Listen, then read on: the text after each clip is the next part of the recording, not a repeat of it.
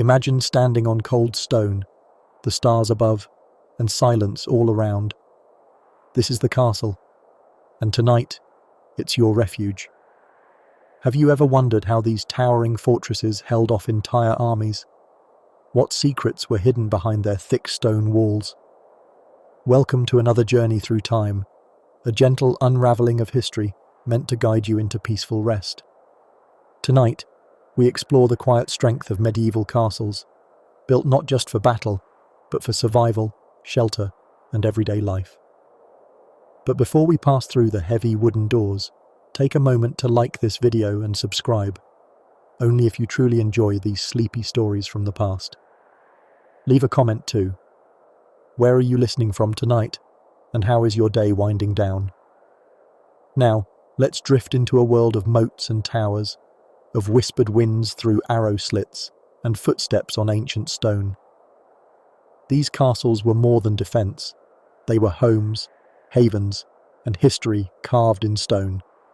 And tonight, they welcome you in. Before we begin, just take a moment to settle in. Maybe dim the lights, draw the curtains, and feel the calm of the night surrounding you. This isn't about speed or urgency. This is a gentle wander through time, where each stone, each corner of the castle, each strategy was carefully placed to protect life within its fortress. You're not just a listener tonight, you're a guest in these castles, wrapped in history's embrace, ready to drift deeper into the calm. Now, with that, let's step through the heavy wooden door of the castle, where history meets serenity, and the sound of invaders is but a distant echo. As the sun dips beneath the horizon, painting the sky in soft shades of gold and lavender, we find ourselves standing at the edge of a medieval castle. The stones beneath our feet are worn, yet sturdy, carrying the weight of centuries, whispering tales of valor, hardship, and quiet moments behind its towering walls. Picture it, the high walls of the castle, etched with history, standing firm against the backdrop of an evening sky. It's not just any building, it's a fortress, designed to protect, to shelter, and to withstand the chaos of the world outside. Welcome to the world of medieval castles. Tonight, we'll be drifting through these stone strongholds, gently exploring how they were built to defend against invaders, how they became symbols of power and security, and, perhaps most intriguingly, how they offered peace to those within them. Castles were more than just grand buildings. They were the lifeblood of the medieval world, carefully constructed to keep enemies at bay and protect everything inside. From towering walls to secret passageways, these castles were more like living creatures, breathing with history, always on guard, always watching. But we're not in a rush to charge through the battlements. No, tonight is different. This isn't a fast-paced documentary where facts fly at you like arrows from a long bow. Instead, imagine you're nestled inside one of these castles, listening to the wind gently hum through the cracks in the stone, the faint sound of the drawbridge being lowered, the occasional distant clang of metal as the guards change shift. You're not worrying about invaders, you're simply soaking in the peaceful hum of history, a quiet moment before sleep. Medieval castles weren't just military structures. They were homes, places of strategy, but also of comfort. Well, comfort in the medieval sense. You won't find the plush velvet cushions or electric heating of today, but there was a sense of security in knowing you were behind those thick stone walls. The world outside may have been full of danger, but within the castle's embrace, there was a calm. Well, as much calm as you could find in an age of constant tension and uncertainty. This story isn't meant to be a crash course in castle warfare. We're not here to rush through battles, charge into sieges, or dive into gritty details about medieval weaponry, although we'll touch on that, don't worry. Instead, think of this as a gentle walk through history. We're going to explore how castles functioned as defensive fortresses, but in a soothing, slow way, as if you're drifting off into a peaceful slumber. We'll take it step by step, stone by stone, moat by drawbridge. So, as you settle into bed, let the rhythm of this tale lull you into a deeper relaxation, carrying you gently into the world of the past. The clashing of swords. It'll fade into the soft, rhythmic echoes of history, a whisper in the night.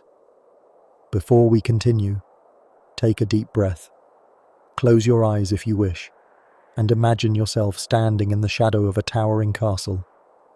Feel the cool stone beneath your feet, the faint smell of damp moss clinging to the walls, and the soft sound of the wind as it brushes past the battlements. The castle is standing guard, silent and steady, its purpose simple: to protect. Now, let's move from the grand exterior to the very heart of the castle itself. As we walk closer, we'll uncover the layers of defense hidden within, the strategic brilliance that went into keeping the castle safe. We'll learn about the walls, the gates, and the towers, not as cold facts, but as living, breathing elements of a fortress that sheltered lives. We'll see how the people who lived within those walls went about their daily lives, ever aware of the threats beyond, but always in the safe embrace of their stone walls.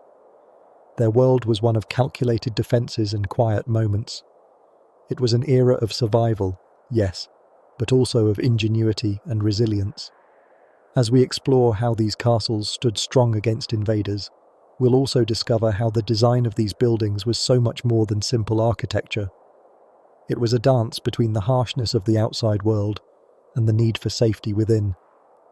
Each stone placed, each wall built, was a testament to human survival, a way of holding on to the hope that, no matter how fierce the storm, these fortresses would stand tall. And with that gentle transition, we'll begin our exploration of the very first line of defense: the walls. The thick, imposing stone barriers that surrounded castles, keeping invaders at bay while offering protection to those inside. So, settle in, let the calm wash over you, and let's wander through the world of medieval castle defense. Let the story unfold, piece by piece, as the night stretches on.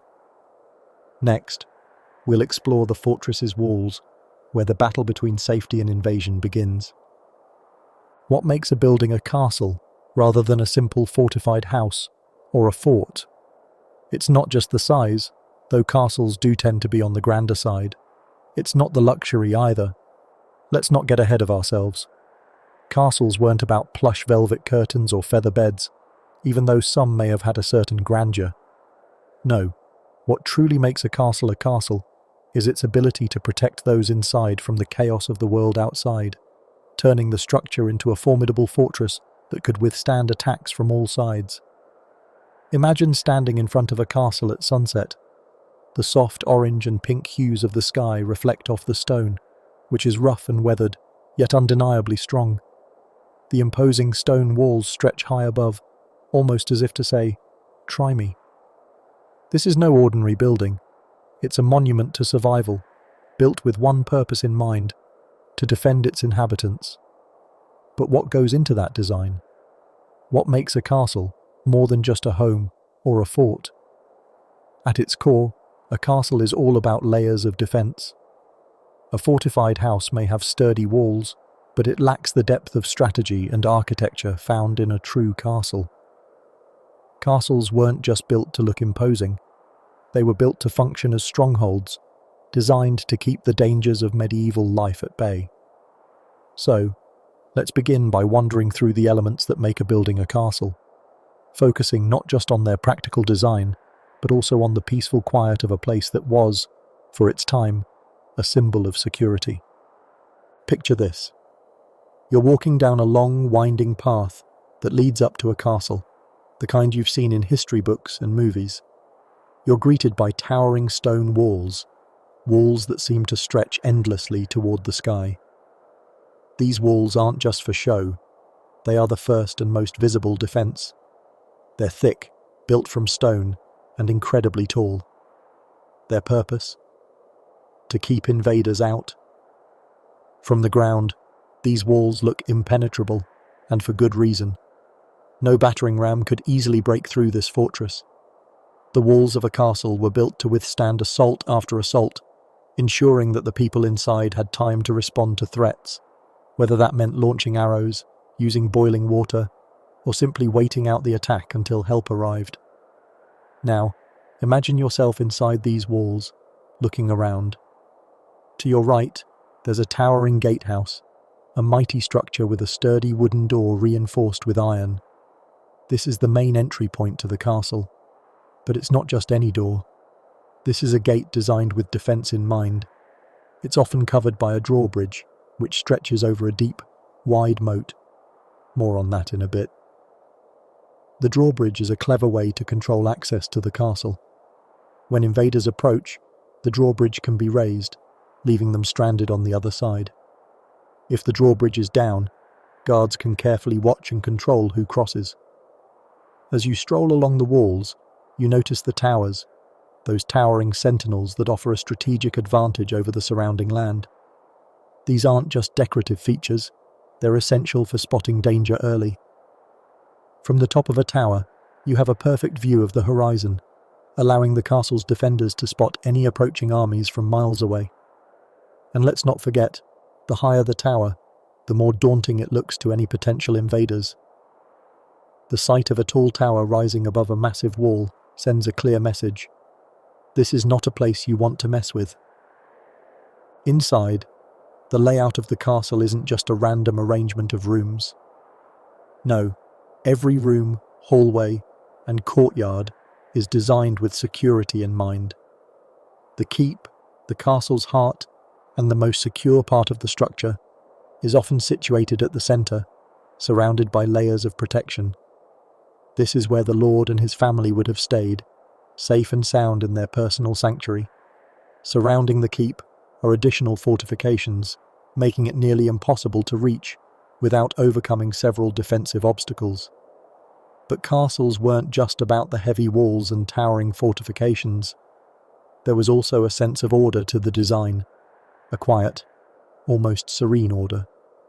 As much as they were built to keep danger out, they also had to provide a home. The courtyards, though modest by today's standards, were places where life took place. Walking around the castle, you might find children running, animals grazing, and servants going about their duties. The feeling inside the castle might have been calm, despite the fortress-like exterior. There was a rhythm to daily life, a sense of routine, even as the world outside seemed dangerous and unpredictable. Now that we've explored what makes a castle, let's take a step back in time and gently uncover the origins of these mighty structures. Castles didn't just appear overnight. No, they were a product of their time, built during a period of great instability in Europe. They began to rise in the early Middle Ages, around the 9th and 10th centuries, as the need for protection grew more pressing. With constant threats of invasions, whether from Viking raiders, marauding bands, or rival lords, people needed more than just fortified houses to stay safe. They needed places that could stand strong, places that offered safety, security, and a sense of permanence. The first castles were quite simple, often made from wood, but as time passed, they grew larger and more intricate. By the 11th century, stone castles were becoming the norm. They weren't just symbols of power, they were designed for one thing above all else: defense. The more powerful the lord, the bigger and stronger the castle. But, as we know, no fortress is ever completely secure. Even the mightiest castles fell at times. Still, the goal was always the same: to hold off invaders long enough to defend what was inside. Castles became the centres of medieval life, where the protection of the people was paramount. Let's return to the present, stepping gently from the past to the present, and picture what it might be like inside a medieval castle. The air is cool, the stone walls solid and unmoving, and the sounds of distant life echo through the corridors. You've passed through the heavy gates and crossed the drawbridge, and now you stand within the castle's walls. It's quiet here, except for the occasional murmur of the guards, the soft clatter of footsteps across stone floors, and the distant hum of activity within the courtyard. The hallways are dimly lit by torches, their flames flickering in the soft breeze. The smell of fresh bread drifts from the kitchen, and you can hear the sounds of everyday life. The hum of conversation, the clink of metal, the rhythmic movements of people going about their business. But in the corners of your mind, you know that the walls outside are solid, the towers tall, and the gates reinforced. This is a safe place, a world away from the dangers outside. As you stroll deeper into the castle, you might find yourself walking through a large, open great hall, a space where feasts were held, where guests were entertained, and where decisions were made. The stone floors are cool beneath your feet, and the grand fireplace crackles softly at the far end of the room. Tapestries hang on the walls, and large wooden tables are set with hearty meals, roast meats, fresh bread, and stews. The ceiling above is high, with wooden beams stretching across, their dark wood contrasting with the cool, grey stone of the walls. The peace inside the castle is in stark contrast to the turmoil that might be found just beyond the gates. And yet, in this quiet space, there's a sense of power, subtle, unspoken, but undeniable. You're within a structure that has withstood centuries, with walls that have held not just defenders, but lives. So, with that image in mind, let's leave the Great Hall behind and begin to think about the castle's next line of defence, the moat and the gate. How did the moat function as a protective barrier? What secrets did the gates hold? Let's explore those details next, gently diving into how these defences created a safe haven within the castle's walls.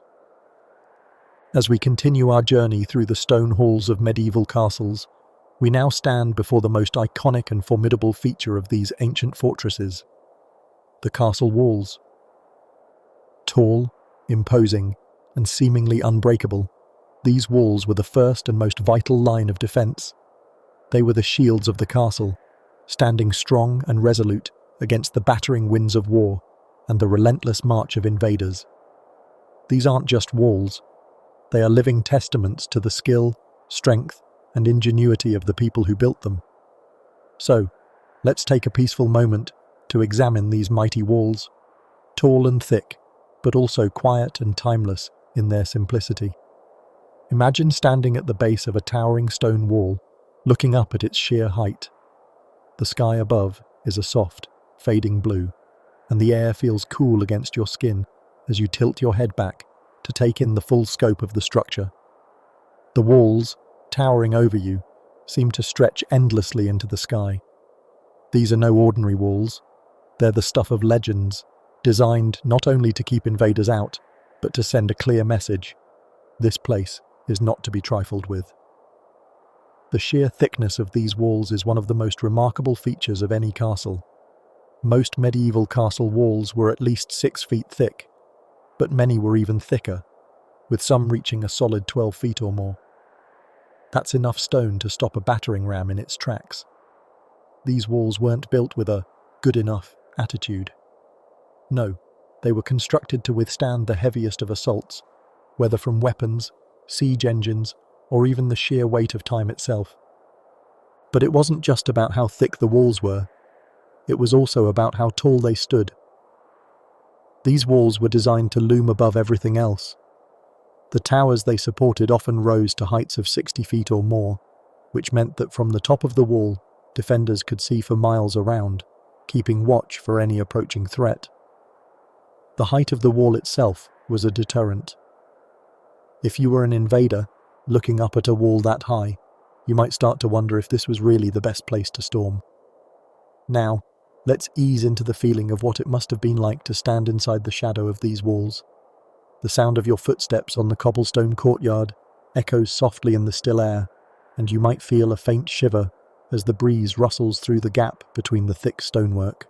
It's not a place where comfort comes easily, but there is a strange peace to the weight of history and the quiet strength of these walls.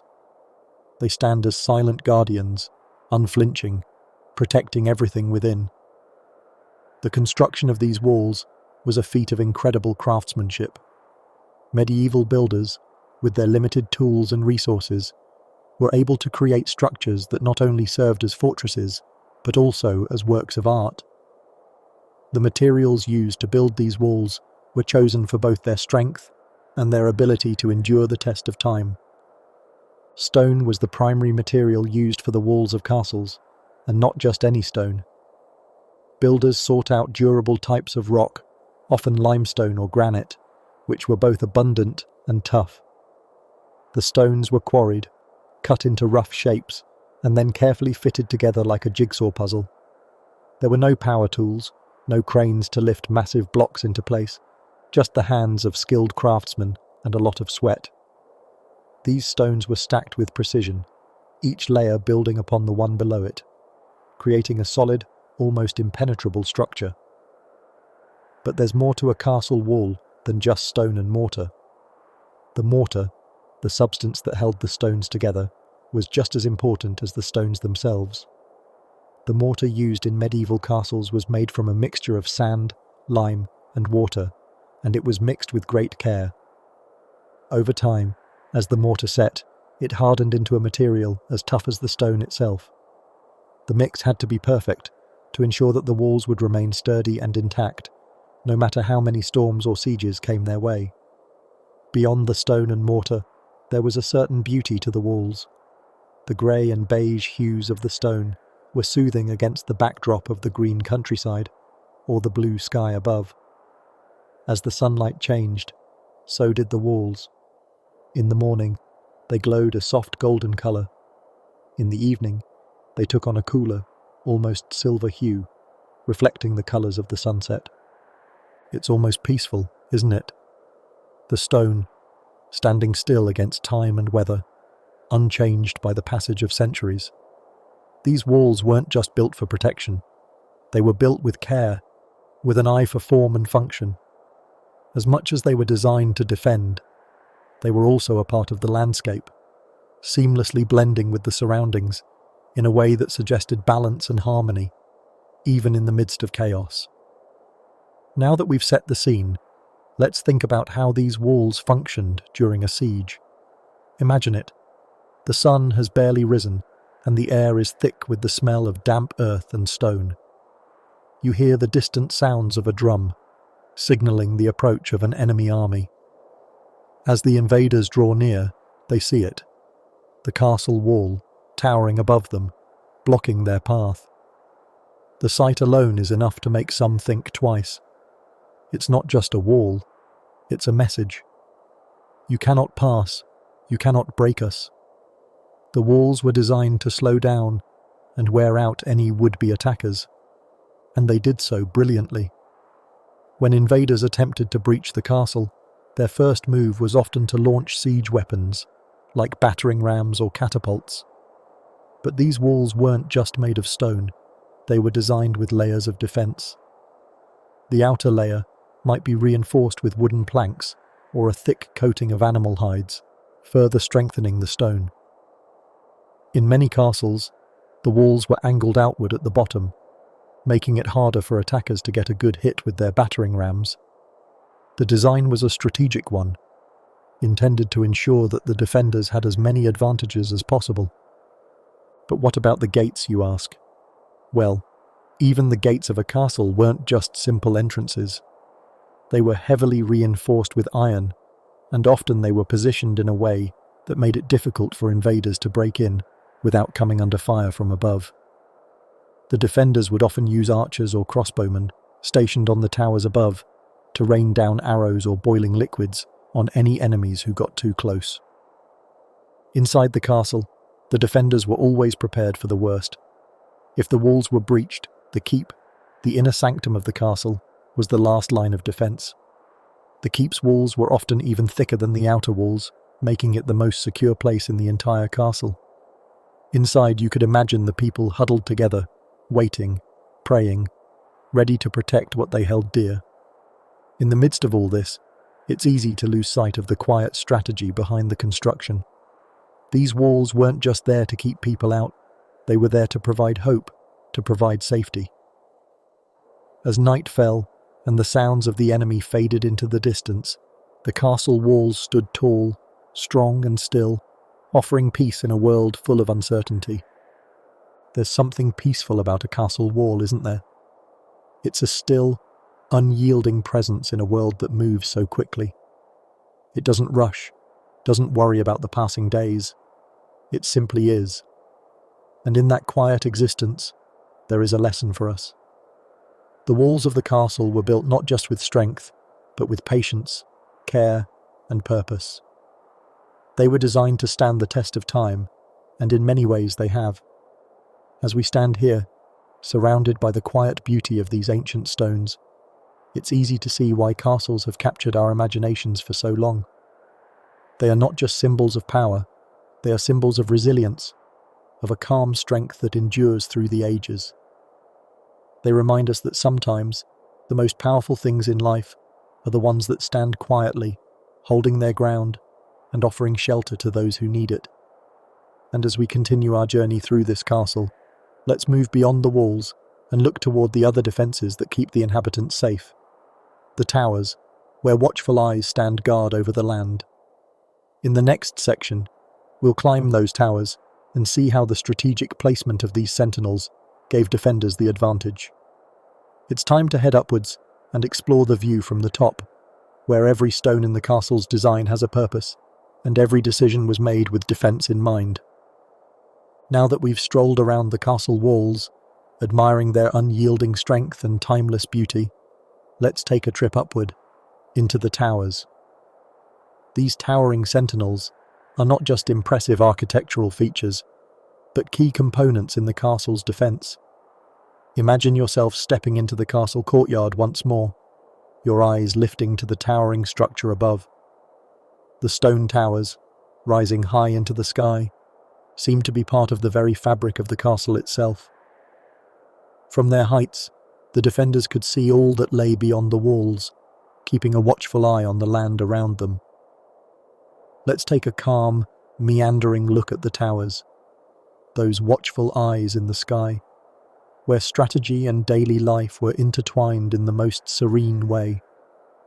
At the heart of every castle stood its towers, rising high, proud, and vigilant.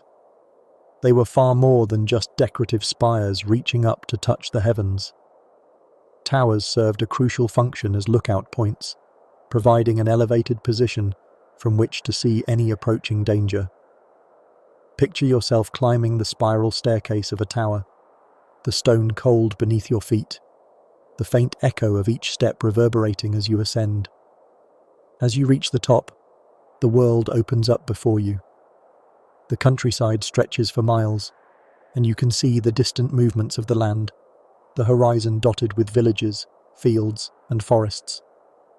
The purpose of these high points was clear: visibility. From the tower's perch, a sentry could spot any advancing armies, enemies, or dangers from miles away. It wasn't just about spotting the obvious threats. These towers were also used to detect subtle movements, an unexpected caravan, a band of raiders, or even a lone scout looking for weaknesses in the castle's defences. The higher the tower, the farther the view.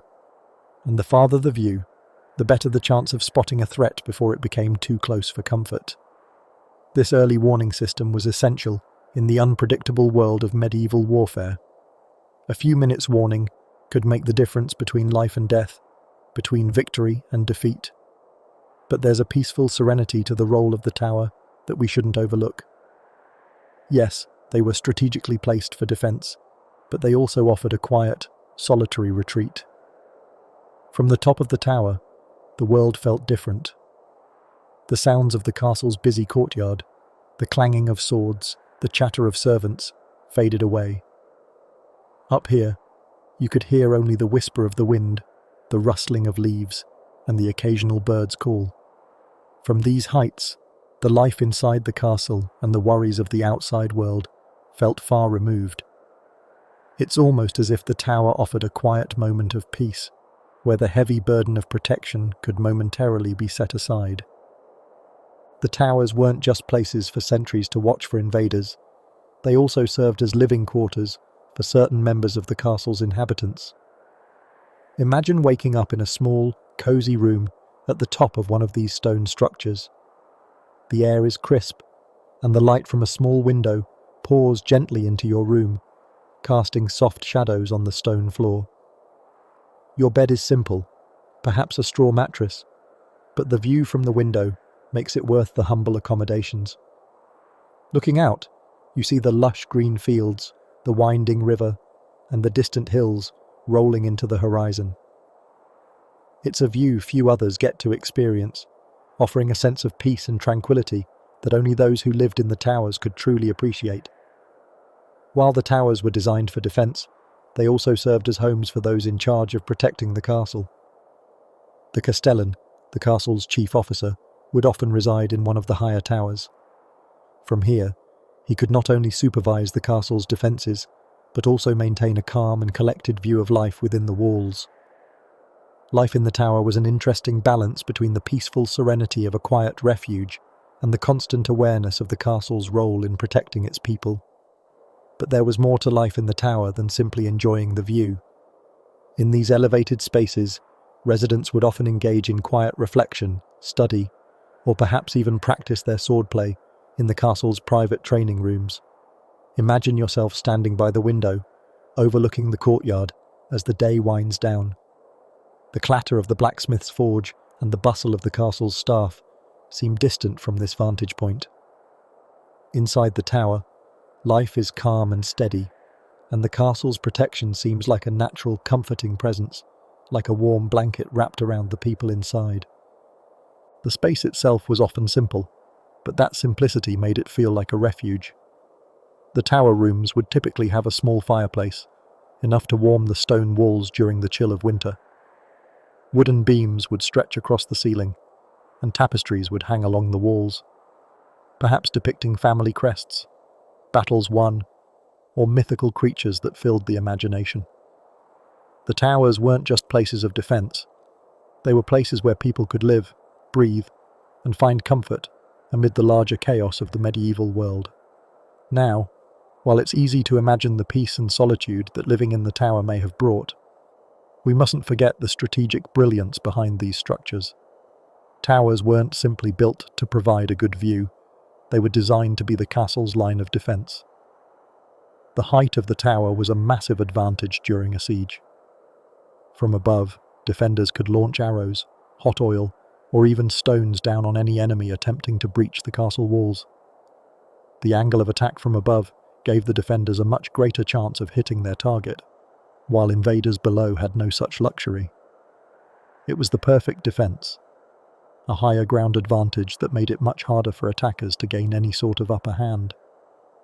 In addition to their height, many towers featured arrow slits, narrow openings in the walls where archers could fire without exposing themselves to the enemy.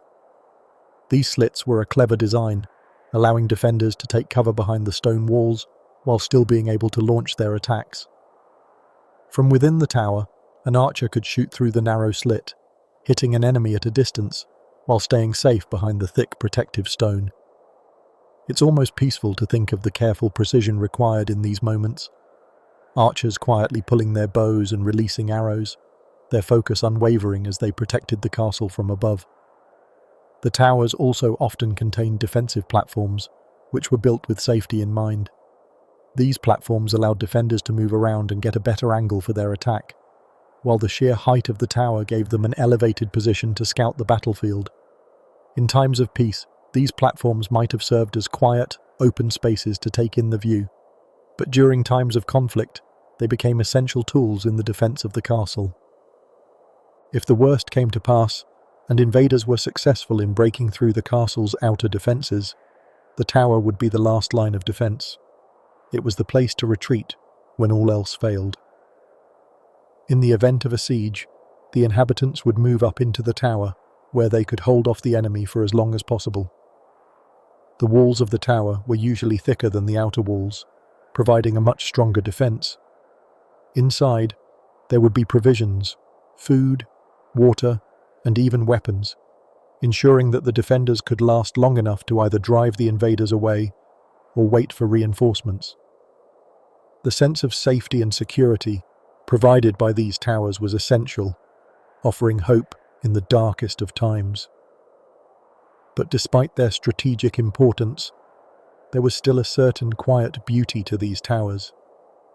They were places of calm contemplation, peaceful moments of solitude, where life could go on, even amidst the turmoil of medieval warfare. As we leave the towers behind, let's take a moment to reflect on their role within the larger structure of the castle. These towering structures, offering both beauty and protection, stand as symbols of a time when defense and daily life were intertwined in such an elegant way. But even with the towers standing tall, there were other defenses in place to protect the castle. The moat and gate were crucial components of the overall defense strategy. So, let's step back down from the heights of the towers and head toward the castle's entrance, where the next line of defense awaits. As we continue our journey through the castle, we find ourselves standing before one of its most vital, yet vulnerable features: the gate. If the walls of the castle were the strong arms holding everything together, the gate was its vulnerable throat, the one place where invaders might attempt to breach its defences. Though it was surrounded by stone walls, and sometimes even moats, the gate was always a potential weak point. It's almost poetic, in a way, how the entryway to this fortress, where the castle's life flowed in and out, was also the point of greatest danger. Now, don't be alarmed. While gates might have been vulnerable, they weren't left unprotected. Castle designers knew full well that this was a sensitive spot, and they fortified it with every ounce of ingenuity they could muster. Imagine standing before the massive wooden doors of the gatehouse, looking up at their dark, intimidating presence. There's a slight creak as the wind blows through the narrow gaps in the wood, and the weight of the structure seems to press down on you. But this gate is not just a door. It's a sentinel in its own right, a stout guardian standing between you and the world outside. The gatehouse wasn't simply a door to stroll through. It was a carefully designed structure, full of defences. At first glance, it might look like a standard door, but on closer inspection, you'd see that it's anything but ordinary. Made from thick, heavy timbers and reinforced with iron, the gates were built to withstand all sorts of assault. Still, even the strongest gates had their vulnerabilities. The main issue with gates is that, well, they had to be passable. You couldn't exactly have a castle without an entrance, right? So, despite the sheer thickness of the timber, gates were the one place where attackers had a clear shot at getting in. A well-aimed battering ram or a sharp swing of an axe could crack or splinter the wood, giving invaders a foot in the door, quite literally. But it wasn't as easy as just slamming into the gate and breaking it down. Castle designers used a variety of clever strategies to make sure that even if the gate were breached, the attackers wouldn't have an easy time getting through. First, the gates were typically built inside a narrow passage called a gatehouse, a small fortress within the fortress. This tight passage would force anyone attempting to break through to focus all their attention on the gate itself, making them easy targets for archers or defenders perched on the walls above. In some castles, the gatehouse would be fortified with heavy iron portcullises, which were massive iron grills that could be dropped down to block the entrance. These portcullises could be raised and lowered with the help of a complex system of pulleys and ropes, making them a tough obstacle for any invader. As an added precaution, the gates themselves were sometimes reinforced with murder holes. Yes, you read that correctly. These were openings in the ceiling of the gatehouse, through which defenders could pour boiling oil, hot sand, or stones onto any attackers below. It wasn't just the gates that could be deadly. It was everything surrounding them. The idea was simple. If the attackers wanted in, they'd have to make it through an entire gauntlet of obstacles. Next, we come to the drawbridge. The drawbridge was one of those ingenious pieces of medieval engineering that's just as fascinating as it is effective. Imagine a bridge that could disappear at the pull of a lever. It's almost like a magic trick, except instead of disappearing into thin air, the drawbridge would slowly rise, pulling itself up from the ground and creating a gap between the castle and the world outside. So how did this remarkable mechanism work? Picture this. The drawbridge was made from large wooden planks, strong enough to support the weight of horses and soldiers as they crossed. These planks were attached to chains or ropes that ran through pulleys housed in towers on either side of the bridge. When the castle's defenders needed to prevent entry, they would pull a lever or turn a wheel, which would raise the bridge, leaving a gap between the castle and the outside world. The mechanism was so clever because it wasn't just about lifting the bridge, it also made sure the bridge was held securely in place, making it impossible for anyone to cross. This raised bridge provided a huge defensive advantage. It wasn't just about keeping enemies out, it also allowed defenders to control the flow of people and supplies into the castle. If you needed to get supplies across the bridge, you'd have to lower it, of course. But once it was raised, the enemy was left stranded on the other side, with no way to get in. The only option they had left was to either wait for the bridge to be lowered or to try their luck at one of the other defences. Now, as serene as this sounds, imagine the quiet before an attack. It's a calm evening, and the sun sets behind the castle. The drawbridge is down, the sound of the creaking wooden planks filling the air. Suddenly, you hear the distant sound of marching feet. The invaders are here. The defenders rush into position, and the lever is pulled. With a slow, deliberate motion, the drawbridge begins to rise, blocking the only entrance to the castle. From inside the castle, there's a moment of calm, a brief, almost peaceful realization that the defences are in place, and the castle is safe, for now.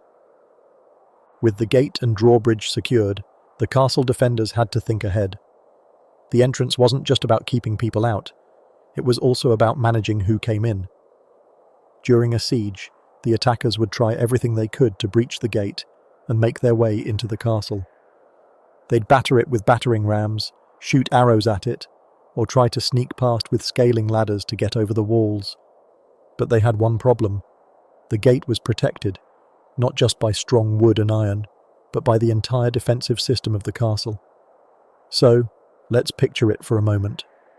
The invaders have brought out their battering rams, hoping to crack open the castle gates. They strike again and again, their rams thudding against the wood with a rhythm that seems almost hypnotic. But the defenders are ready. From the towers above, arrows begin to rain down on the attackers, sending them scurrying for cover. Meanwhile, inside the gatehouse, the defenders are preparing for another round of boiling oil, ready to pour it down the murder holes above the gate. It's a war of patience, of strategy. For every swing of the battering ram, there's an answer from the defenders. For every attempt to breach the gate, there's a response. And in those moments, as the siege continues, it's easy to imagine how time must have felt like it stood still. The night is calm and quiet, broken only by the rhythmic pounding of the ram and the occasional clash of weapons. But inside the castle, there's a sense of peaceful routine, the quiet understanding that the defences are holding. The defenders remain calm, prepared to act should the gate be breached, knowing that they are not alone. They have the upper hand. Whether through the drawbridge, the portcullis, or the gates, they are in control of the situation. However, despite all these defences, a determined attacker could still find a way in. The key for the defenders was to stay vigilant and prepared, to ensure that if the worst happened, they would have backup plans in place to prevent further invasion. Whether it meant retreating into the keep or using hidden escape routes, the defenders knew that the battle for the castle gates was far from over. As we leave the gates behind, let's take a step back and reflect on what we've learned. The gates and drawbridges of the castle were not just entryways, they were strategic points, each carefully designed to control access to the fortress. They were the castle's throat, the weak spot that was guarded by both force and cunning. But even with these protections in place, the castle still had another line of defence, something far more solid, something that stood tall and unyielding against any enemy. In the next section, we'll explore the moats and ditches, the physical barriers that separated the castle from the outside world, and how they provided yet another layer of protection against invaders. Let's dive into the world of moats and drawbridges, where water and wood worked hand in hand to keep the castle safe. As we continue our peaceful exploration of medieval castles, we now turn our attention to one of the more serene yet effective defences, the moat. Imagine standing before a castle's towering walls, the soft breeze rustling your hair, and your eyes glancing over to a wide, shimmering expanse of water. The moat, an elegant but vital feature, serves as nature's first line of defence, creating a natural barrier between the castle and the outside world. But the moat wasn't just there to look picturesque, it was there to keep invaders at bay, adding a layer of protection that made any approach more difficult and more dangerous. The purpose of a moat was deceptively simple: to make it difficult for attackers to reach the castle walls. Picture this. You've set your sights on the grand fortress, your goal clear in your mind. You're going to breach the walls and claim the castle. But as you march forward, something unexpected happens. You suddenly find yourself standing at the edge of a moat, its still waters stretching out before you like an invisible, unspoken warning. It's not just a pond, it's a water-filled moat, a carefully constructed obstacle designed to thwart any plans of sneaking into the castle unnoticed.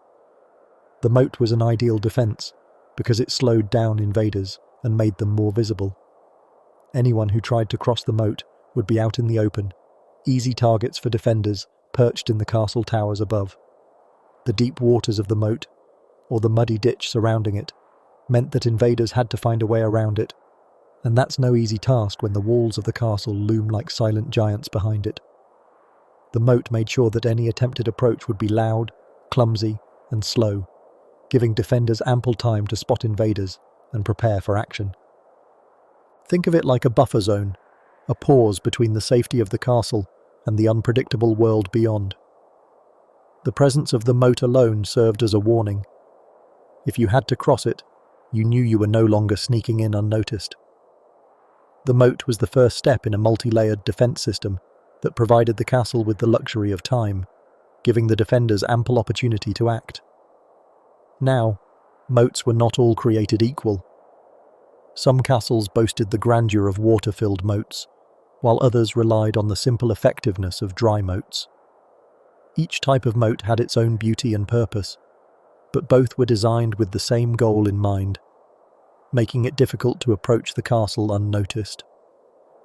Water-filled moats, which are the most iconic, are perhaps the most romanticized image of medieval castles. These moats were often fed by nearby rivers or streams, keeping the water level high and preventing invaders from wading through them. Imagine yourself standing at the edge of a still, reflective moat, the water shimmering in the moonlight. The tranquil surface betrays the danger beneath. Should an attacker attempt to cross, the deep water would make it nearly impossible to wade across, and boats or bridges would have to be used. But these could easily be spotted by defenders. The sound of a boat creaking against the water, or the sight of a bridge being lowered, was enough to alert the defenders inside. There was also the advantage of visibility. A water-filled moat provided defenders with an open view of the area beyond, making it easier to spot anyone approaching. As the sun set and the castle's inhabitants looked out over the water, there would be no hiding from the defenders' watchful eyes. Whether it was the shimmer of moonlight on the water or the ripples caused by the slightest movement, the moat created a constant visual alarm, making it difficult for invaders to sneak up on the castle. It was the equivalent of trying to tiptoe across a glass floor. You'd be seen. On the other hand, dry moats were just as effective in a different way. These moats were essentially deep ditches, dug into the earth surrounding the castle, and although they lacked water, they made an approach equally difficult. Imagine a deep, muddy trench surrounding the castle, its walls so steep that any invader attempting to climb in would have to deal with a long, exhausting ascent, if they could even manage it at all. Dry moats were designed to hinder both foot soldiers and siege engines, making them a perfect barrier for any would-be invader. While a water-filled moat might have been more dramatic in its defense, dry moats had their own quiet charm. The sharp, angled walls of the ditch created a natural barrier that would slow down attackers, giving defenders time to prepare. The dry moat also allowed for other defences to be built into it. For instance, wooden palisades could be erected around the edges, adding another layer of defence. Some dry moats even had spikes, pits, or traps at the bottom, making them even more difficult to cross. While the moat itself was a formidable defence, animals and traps sometimes played a surprising role in the castle's protection. Imagine walking along the edge of a moat, the still waters lapping gently at the shore, when suddenly you hear a distant bark. It's the sound of a watchdog, a trained sentinel, whose job it was to keep a close eye on the water's edge and alert the defenders should anyone dare to come near. These dogs were often kept in kennels near the moat, ready to spring into action at the slightest sign of danger. Their sharp, loud barks served as a warning that the castle was under threat. And it wasn't just dogs that had a role to play. Other animals, like geese or even swans, were often used to guard the perimeter of a castle. These creatures might seem calm and serene, gliding effortlessly across the surface of the moat, but in reality, they were often quite territorial. A goose might honk loudly at any strange movement near the water's edge, alerting the defenders long before human eyes could spot the threat. In this way, the moat, alongside these watchful animals, became more than just a natural barrier. It became an active, living defence. Then there were the traps. These could be hidden deep within the moat or its surrounding ditches. Sharp spikes placed under the water's surface, for instance, would catch any invader who attempted to wade across the moat, ensuring they didn't get too far before being dealt with. Some castles even had pitfalls, deep, narrow holes dug around the moat, covered with branches or loose dirt. A well-timed step could send an unwitting invader into a hole, where they would be trapped, helpless, and easily captured by the defenders. These traps weren't just cruel, they were practical. They ensured that anyone attempting to bypass the moat would have to be incredibly careful, knowing that a false move could lead to a painful end. It's almost serene in its simplicity, nature and human ingenuity working together to create a defense system that was both effective and efficient. As we step back from the edge of the moat, we've had a peaceful moment to appreciate the natural defenses that these moats provided.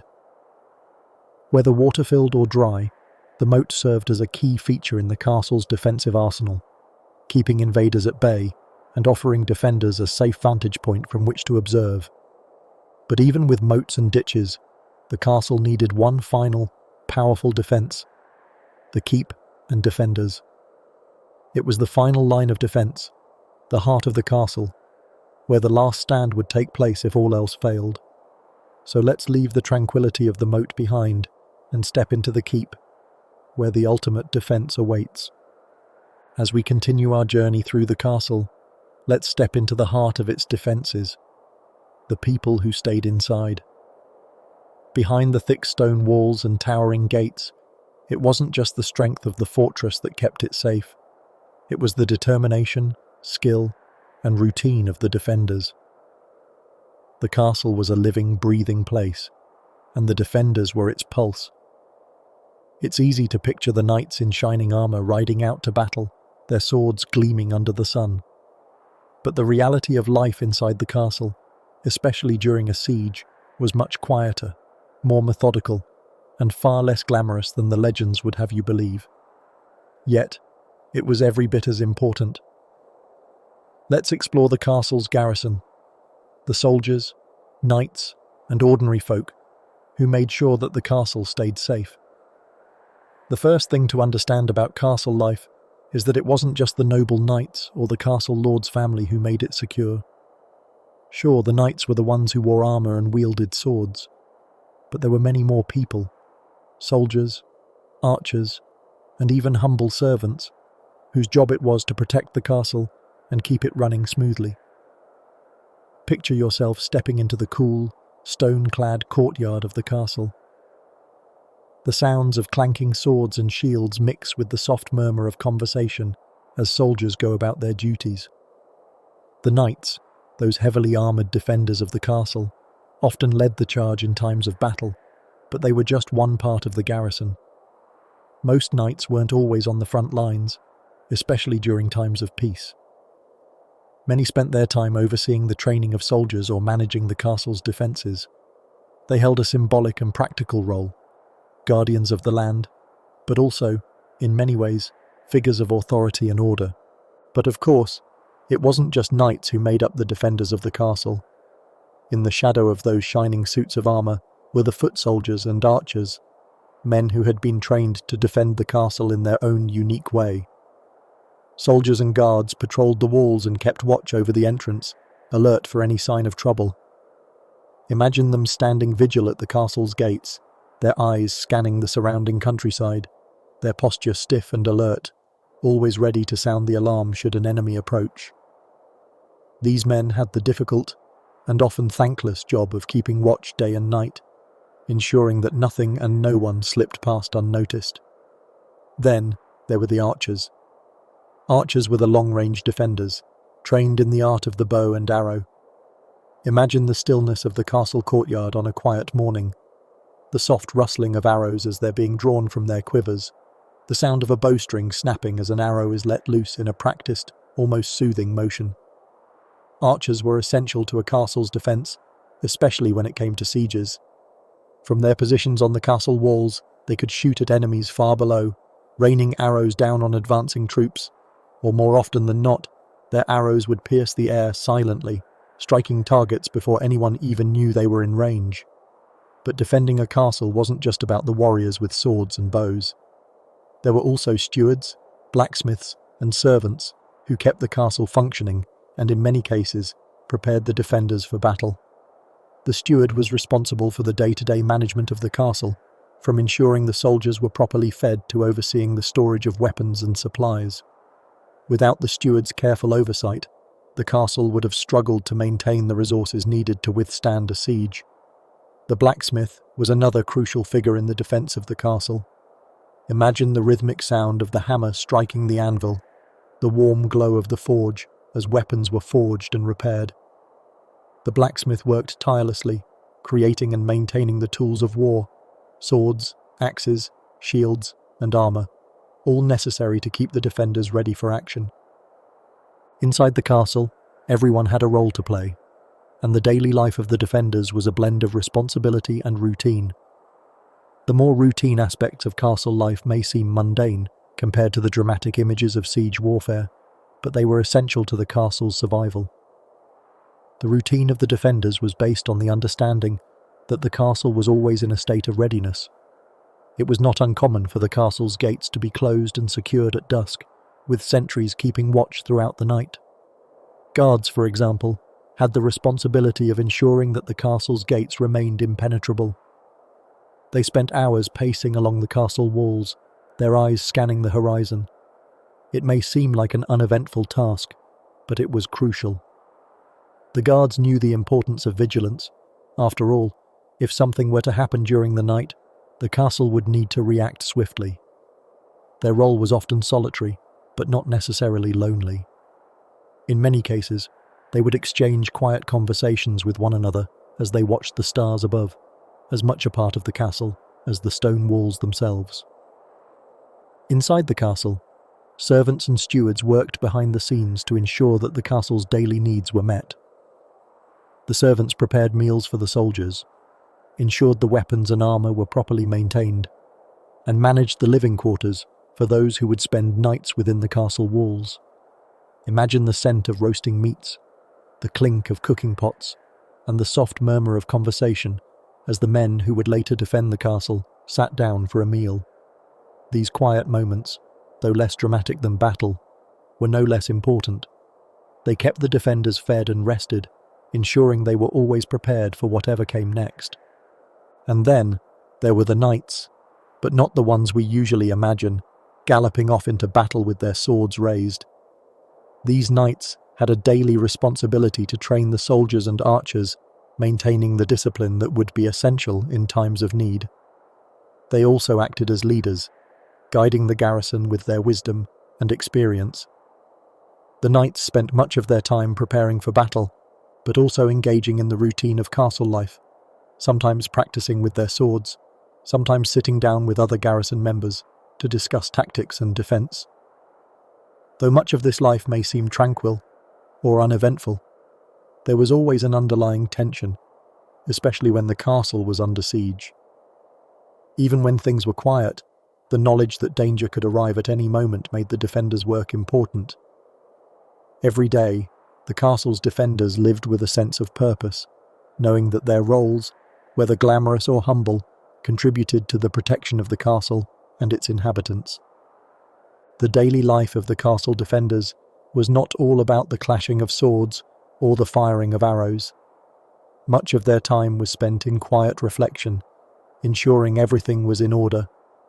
Guards and sentries spent time on the walls, alone with their thoughts, yet always alert. Archers, too, often spent their mornings in the practice yard, perfecting their aim. It wasn't all about battle, it was about preparing for it, staying sharp, and understanding the gravity of their roles. Within the castle's walls, life was surprisingly domestic for those living there. Family members of the garrison often lived with the soldiers in the castle. Imagine walking through the castle courtyard, hearing the soft chatter of children playing, the clattering of dishes from the kitchens, and the low murmur of workers completing their daily tasks. It's easy to forget that castles weren't just places of war. They were homes for many who lived inside their walls. Defenders might take solace in these moments of calm, knowing that their families were safe within the castle's stronghold. The daily life was grounded in routine, a serene balance between the need for defense and the necessity of normal life. In the quiet moments before dawn, the defenders would often gather together in small groups, ensuring everything was prepared for the day, a peaceful start to what might become a long and taxing day. As we continue our tranquil exploration of the medieval castle, we come to one of its most essential and dynamic features: the weapons used to protect it. The defenders of a castle weren't only reliant on the sturdy walls or the towering keep. They had a wide variety of weapons at their disposal, from the long-range precision of archers to the more dramatic, earth-shaking power of siege weapons. While most of these defences were positioned in the background, almost like silent guardians waiting for action, they played a crucial role in holding off invaders who dared to challenge the castle's safety. Let's take a serene journey into the world of castle weaponry, from archers to siege engines, and explore how these tools of war kept the fortress secure. The archers were perhaps the most peaceful warriors of the castle, at least in the way they fought. Rather than rushing headlong into battle, archers and crossbowmen were positioned at the highest points of the castle, using their bows and crossbows to fight off invaders from a safe distance. Imagine yourself standing at the top of the castle's walls, the wind gently tousling your hair, your eyes scanning the horizon below. You have a bow in hand, its string taut with potential, the quiet calm of the castle around you. As you watch the enemy approach, you not only feel the power of your position, but also the calm determination that comes with knowing how well prepared you are for what's coming. The archer's primary role was to keep enemies at bay before they could get too close to the castle walls. These defenders were experts in long-range shooting, able to fire arrows over long distances with precision. From their positions along the ramparts, archers had an unobstructed view of the land around the castle. They could take aim at approaching enemies from a distance, letting loose a volley of arrows before the invaders had a chance to reach the walls. Crossbowmen, on the other hand, were the more forceful cousins of the archers. Their weapons, the crossbow, were more powerful and easier to use, but slower to reload. Imagine the calm but steady rhythm of a crossbowman as they load a bolt into their weapon, the click of the mechanism echoing in the stillness. Crossbows, though slower to fire, were incredibly accurate and could pierce armor, making them valuable during siege battles. Both archers and crossbowmen used their high vantage points to rain down arrows and bolts on the enemy, often taking out targets with surprising efficiency and power. The positioning of these weapons was strategic. The defenders knew that the further away an enemy could be neutralized, the better. By stationing archers and crossbowmen on the highest towers or along the walls, they not only gained an elevated advantage, but also created a vast area to cover. The archers didn't need to face their enemy directly. Instead, they were able to engage with them from a safe distance, shooting with calm and precision, while the enemy struggled to reach the castle itself. But of course, if invaders managed to get close to the castle, it wasn't just arrows and bolts that would be fired. The attackers, too, had their weapons, the mighty siege engines that could turn the tide of battle in their favor. These machines were as powerful as they were awe-inspiring. Catapults, trebuchets, and battering rams were some of the most well-known siege weapons, and each one had its own unique role in breaking down the castle's defenses. Catapults were often used to hurl large projectiles at the castle walls, launching them from a distance. Imagine the slow, deliberate process of loading a massive stone into the catapult's arm. With a creaking sound, the arm is pulled back, and then, with a great force, the stone is released, flying through the air with incredible speed. It's a sight to behold, yet as soothing as the sound of it is, like the gentle swish of a breeze before a storm, it signals the arrival of an impending attack. When the stones hit the castle walls, the impact is jarring, shaking the stone and making defenders brace for the next one. Trebuchets were even more powerful and precise than catapults. These massive machines used a counterweight to launch stones, and when properly calibrated, they could hurl large rocks over the walls with devastating accuracy. Imagine watching as the trebuchet's arm swings forward, sending the stones soaring through the air with a deep whoosh, crashing into the castle's defenses below. The sheer power of the trebuchet was enough to create a terrifying spectacle. It wasn't just the rocks that came flying, it was the force of destruction that would rain down on the castle's walls, threatening to break them apart. Then, of course, there was the battering ram, the machine designed specifically to break down gates. The battering ram wasn't a projectile weapon, but a tool of direct attack. Picture this: a group of attackers, shielded beneath a heavy wooden structure, charged towards the castle gate, swinging a large log back and forth with great force. With each swing, the battering ram would strike the gate with a tremendous thud. The rhythmic pounding would reverberate throughout the castle, and the defenders inside would brace themselves, knowing that with each strike, the gate's strength was weakening. While the attackers worked to breach the gates with their siege weapons, the defenders, perched high above, would fire arrows down at them, hoping to slow the progress of the attack. It was a battle of patience and strength, with the sound of clashing metal and the thudding of siege engines filling the air. The defenders, calm and focused, knew that their fortifications would hold. For now. As if the siege weapons weren't enough, defenders also had projectiles and boiling substances to deal with the attackers. The most iconic and terrifying of these defenses was the practice of boiling oil or boiling water.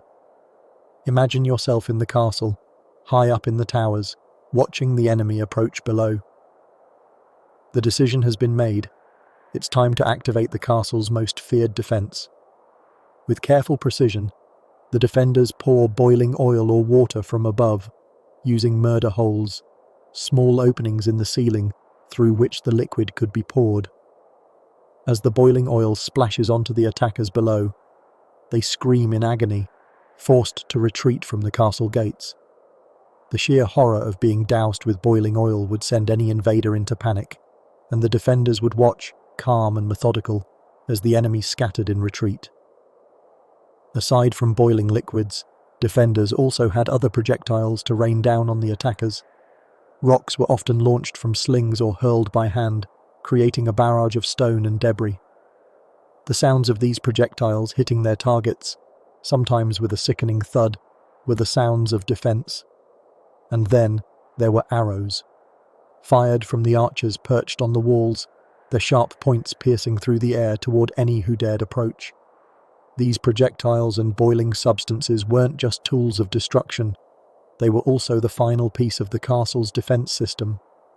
They were the last line of deterrence, making sure that any invader who attempted to scale the walls or breach the gates would meet with swift retaliation. As we walk through the layers of the castle's defenses, we finally arrive at the most intense moment of any castle's life, the siege. A siege was an almost inevitable chapter in the life of a medieval castle, as much a part of its existence as the stone that made up its walls. When the attackers arrived, they didn't simply rush forward in a chaotic frenzy of sword and shield. No, they came with patience, sometimes weeks, months, or even longer, waiting outside the castle walls, testing the defenders' resilience and stamina. As the castle stood firm, locked away in its defensive sanctuary, the attackers' strategy was simple: wait them out. But what exactly happens when a castle is besieged? What happens when all that remains between life and death is a castle's walls, the defenders inside, and the determination of both sides? Let's take a calm journey through the nature of a siege, the life within, and the strategies used by both defenders and attackers to either hold or break the castle. A siege, in its simplest form, is a waiting game, one that requires a great deal of patience from the attackers. It's easy to imagine the dramatic moments of battle, but the true nature of a siege is built on the slow, steady pressure of waiting at the walls. The attackers arrive, their numbers swarming like an ever-growing shadow on the horizon. They set up camp, forming a siege perimeter around the castle, cutting off all means of escape for the defenders. No one could leave to fetch supplies. No messenger could escape to bring reinforcements. All the attackers had to do was surround the castle, biding their time as they slowly starved the defenders of their resources. Life outside the castle was a completely different world from the life inside. As the defenders peered out from the tall, narrow windows of their towers, they could see the attackers moving around in their camps. There was a strange stillness to it. No immediate threats, no clashing swords, but an ever-growing tension that hung in the air. The invaders would set up their siege camp, digging trenches, constructing siege engines, and carefully positioning their forces. It wasn't about making noise or charging forward. It was about creating a blockade that would force the defenders into submission. The attackers knew they had one powerful advantage: time. The idea was simple: cut off supplies, force the defenders into starvation, and wait for them to surrender. This slow, methodical tactic could last for weeks, sometimes even months. While the attackers waited, they kept the castle under constant pressure, knowing that eventually the defenders would run low on food and water. And if the siege dragged on long enough, they might even force the castle's inhabitants to give up, either by starving them out or causing enough mental stress for them to surrender. Inside the castle, life during a siege was far from peaceful. It was quiet, yes, but it was a silence punctuated by the gnawing reality that food, water, and supplies were slowly dwindling. The daily life of defenders during a siege was far less about sword fights and more about rationing food, rationing water, and perhaps most importantly, rationing hope. The defenders knew they had only a limited amount of time before their supplies would run out, and the situation grew more desperate with each passing day. Imagine standing within the walls of the castle, gazing out at the attackers milling about in their camp. The world outside is still, with only the occasional sound of the enemy moving in the distance. Inside, things are quieter still, so much quieter, in fact, that you can almost hear the soft rustle of your own breath, or perhaps the clinking of armor as someone moves through the courtyard. The guards on the walls, watching as the attackers set up their camp, know what's coming. But for now, all they can do is stand watch and wait. Inside the castle, food rationing became the central focus of daily life. The kitchens would prepare meals from whatever scraps were left, making sure that everyone inside had enough to survive each day. But each meal would be smaller, more basic, and a little less satisfying than the one before. Imagine sitting at a long wooden table with your fellow defenders, the smell of stew or bread filling the air, but knowing it's all you'll have for the next several days. There's no more meat to be had. It's mostly grains and vegetables. It's filling, yes, but it doesn't exactly inspire excitement. Yet there's a strange comfort in the knowledge that everyone is in the same boat. There's no extravagance, just the steady, patient act of making do. Water, too, becomes a precious commodity in the midst of a siege. Every drop, once taken for granted, now carries weight and significance. The defenders must ensure that the well doesn't run dry, that there's enough to last for the duration of the siege, whether it lasts weeks, months, or even longer. Water, the very lifeblood of survival, takes on an almost sacred quality. Each sip becomes something to be savoured, not wasted. The once casual act of quenching thirst now feels like a deliberate decision, a moment of reflection on how much longer the supply might last. Rationing becomes an art, and the defenders are forced to make difficult choices, knowing that tomorrow might bring the final drop from the well.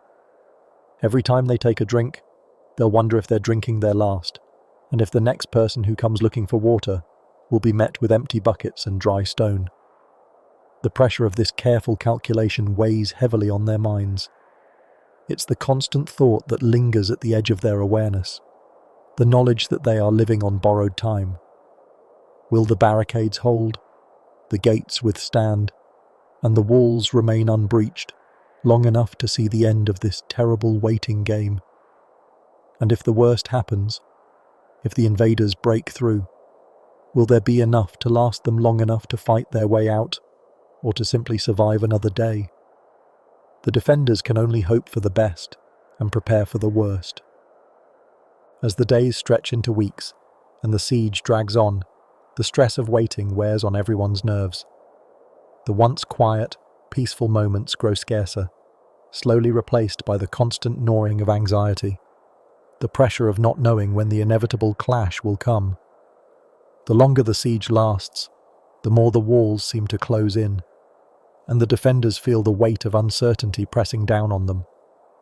The calm moments of routine, the shifts changing, the archers practicing on the walls, the knights coordinating strategies, become more ritualistic than comforting. The men and women within the walls begin to rely on the security of routine as a coping mechanism. Their lives become smaller, more contained, each moment devoted to the simple tasks of survival and keeping the siege at bay. But beneath the monotony of the day-to-day, there is always the underlying tension, the quiet anticipation that at some point the defenders will be forced to act. The calm before the storm becomes not only a companion, but a constant reminder that they must be prepared for whatever comes next. In these quieter moments, the defenders have to find solace in routine, guards rotating shifts, archers perfecting their aim, knights overseeing the readiness of the castle's defences. There's a certain peace in the knowledge that the walls are still standing, that the gate still holds, that for now, the attackers remain outside. But there's also a deep-seated nervousness that lurks behind every action. Each carefully maintained routine is a preparation for the inevitable confrontation that may come at any moment. Every step, every move, is part of a larger plan for survival. Still, with every passing day, the clock is ticking down, and the defenders know that the longer the siege stretches on, the more the castle's resources will dwindle, the more hope will fade, and the calm will shatter when the final attack begins. In a way, the defenders of the castle live in two realities. One, where they hold steady in their positions, keeping watch over the world they're trying to protect, and another, where they know that they're simply biding time, waiting for the inevitable clash that may come at any moment. The peace of the moment is fleeting, interrupted by moments of fear and exhaustion, all while the invaders grow more desperate outside. But even in the thick of waiting, the defenders continue to stand tall, ready for whatever comes next, whether it's the final assault, a desperate last stand, or the breathless relief that only comes when the siege is finally lifted. And so, each day feels like a delicate balance between endurance and action, where the calm before the storm is both a comfort and a challenge, a reminder that the storm is coming, but not yet here. But the attackers were not idle. Just as the defenders waited and rationed, the invaders were also engaged in their own tactical preparations, trying to outwit and outlast the castle's defences. The longer the siege went on, the more creative the attackers became, constantly testing the strength of the castle's walls and finding ways to break through. One of the most common tactics used by attackers during a siege was tunneling. Attackers would dig tunnels under the castle walls in an effort to undermine their foundations. These tunnels were typically dug at night to avoid being spotted by the defenders, and the goal was simple: to collapse the walls from below. Imagine the quiet of a moonlit night, the sound of pickaxes softly striking stone as the attackers work in the dark. The tunnelers knew that if they could get far enough under the walls, they could cause them to collapse, opening a path for the rest of the attackers to pour into the castle. Other tactics included starving out the defenders. The attackers would try to block any supply routes, cutting off all access to food, water, and reinforcements. For the defenders inside the castle, this would mean a gradual wearing down of their strength. The longer the siege lasted, the less energy the defenders would have to fight back, and the more desperate their situation would become. Disease could also spread rapidly during a siege, especially if the defenders were packed tightly into the castle. The unsanitary conditions and close quarters would make it easier for sickness to spread, further weakening the defenders' resolve. But the attackers didn't just sit idly by while waiting for the castle to surrender. They used their siege engines, catapults, trebuchets, and battering rams to chip away at the castle's defences. These weapons were used not only to breach the castle walls, but also to demoralise the defenders, creating a psychological pressure that matched the physical one. The sound of rocks or flaming projectiles hitting the castle would have been both terrifying and maddening for the defenders, who could only watch and wait for the impact. As we continue our peaceful exploration of the inner workings of a medieval castle, we now come to one of its most intriguing and hidden features: the secret passages and hidden doors. These concealed pathways were often the unsung heroes of the castle's defense strategy, allowing both escape routes for those trapped inside and surprise attacks on unsuspecting invaders. Imagine wandering through the castle's shadowy corridors, the sound of your footsteps muffled by the thick stone walls, knowing that these hidden routes could mean the difference between life and death in times of siege. Let's take a calm and serene journey through these secret passages, marveling at the quiet ingenuity that lay beneath the surface of the fortress. Imagine the tension inside the castle during a siege, the weight of the heavy walls pressing down on you as you wait, uncertain, in the high tower. The attackers have encircled the stronghold, and all of the castle's entrances are tightly secured. But amid the fortress's sturdy stone walls and ramparts, there is something else, something quietly hidden: a secret passage. The importance of these passages cannot be understated. Castles were not just defensive structures, they were also homes for nobility, places where families lived and conducted business. But when the castle came under siege or threat, survival was paramount. Secret passages offered a hidden escape from danger. For the defenders, these secret routes could provide a way out if the castle's walls were breached, or if the gates were too compromised to pass through. For the attackers, these passages posed an entirely different challenge: a way for the defenders to surprise them, or escape capture at the most unexpected moments. In times of siege, the defenders inside the castle were often cut off from the outside world.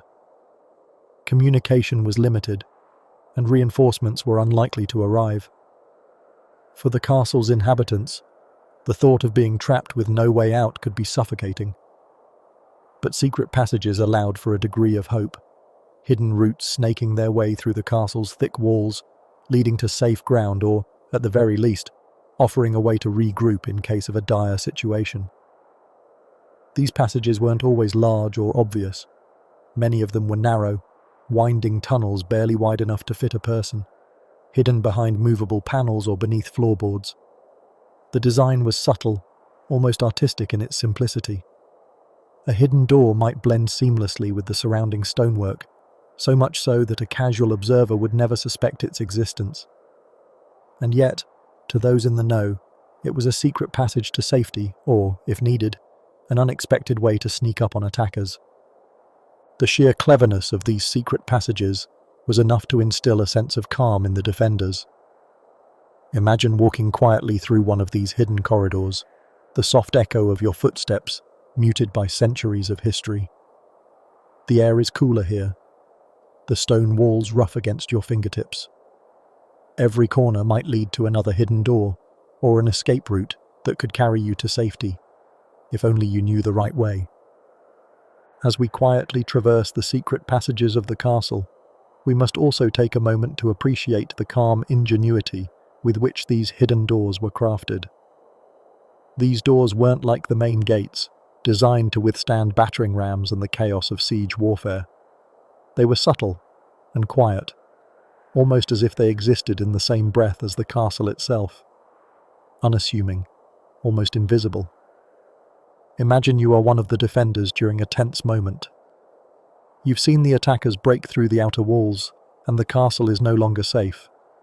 But rather than surrendering, you step towards a hidden door, your hand brushing over the stone surface that blends so perfectly with the rest of the wall.